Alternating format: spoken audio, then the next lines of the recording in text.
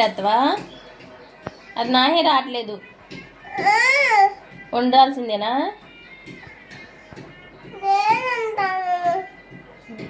సరే వండు చూస్తా. అసలు అది అందను కూడా అందట్లేదు నీకు. వండుతాడంట మళ్ళీ, ఎటు తిరిగినా అందదు. ప్రయోగాలు చేయకు, పైన కూర్చోబెడతాను. ఉండయ్యా షెఫ్. అది కనుక పాడైపోవాలి చెప్తా నీ సంగతి.